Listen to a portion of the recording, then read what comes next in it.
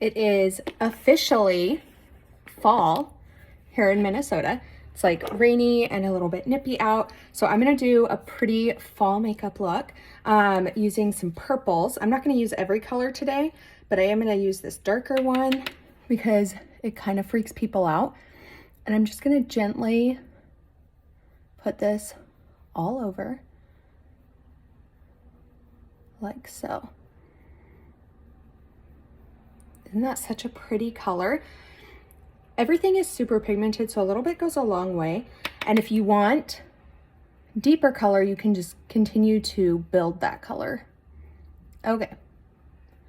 The last thing I'm gonna do is just pick up a little more, and I'm just gonna put this in the crease.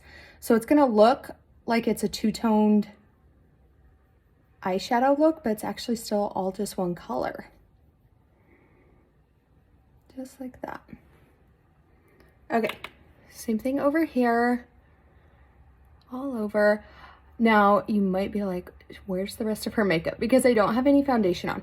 My personal preference when doing my makeup is to do my eyeshadow first. So that way, especially if I'm gonna use darker colors, that way if I get any fallout or, you know, just accidentally smudge myself with it, it's not a big deal. I like putting a little bit along my lower lash line as well, which is really pretty, but sometimes if you already have your makeup on, it can start to look kind of like insane under eye circles. So doing it first also kind of helps with that.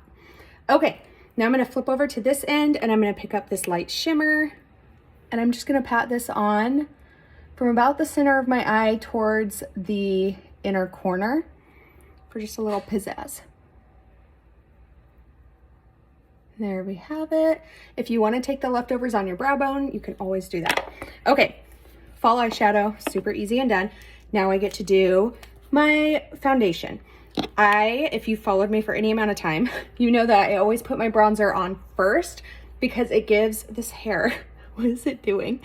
It gives a nice even base and it gives you the warmth that people love with bronzer without messing up your coverage or, you know, the overall look, because sometimes putting that bronzer on at the very end just like somehow ruins it. Okay, now I'm gonna do my contour, picking it up right on the cheekbone, just like that. Again, this cream makeup is so pigmented, so a little goes a long way. You can always go in and add more.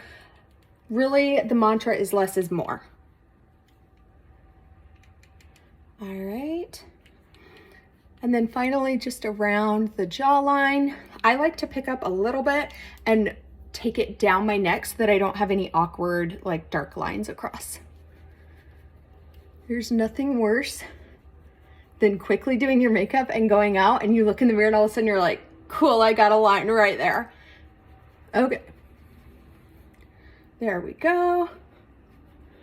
All right, I'm trying to go quickly because I'm gonna put just a little more on my forehead. I like my contour. Trying to go quickly because my husband, Jimmy, is working from home today. He's teleworking. And we were like, oh yay, we can like eat lunch together and, you know, whatever. Went to a yoga class together. So I was making us lunch and he comes out and he's like, well, Ezra's got a fever. So earlier this week, my oldest, Sam, had a fever. And apparently, and like there was nothing else, like totally fine, just a fever. And now apparently my middle has a fever. Why not? Okay, I'm gonna blend out. I just popped my base foundation color and a lighter brightening color under my eyes. I like to use my finger because that less is more principle. I don't want it getting cakey. One thing I do though is I kind of just lightly tap into my foundation colors before I blend. That way I don't accidentally like take contour across my face or something. And I just say that because I have in fact done that before. One time I was live in like a multi-artist, it was a team bash basically. And I think there were like 1,000 people watching. And I went to dip into something and accidentally hit the bronzer. And I went, and there was just brown across my entire face while I'm live Not a fun moment. But you know what? Everyone makes mistakes and we just roll with it. Okay. I'm a little bit red up in here, so I am going to take a little on my brush just to kind of spot treat. There we go. Last but not least, going to pop on some blush. It looks insanely pink, but what I love is that, number one, it's a gloss, so it goes on really light.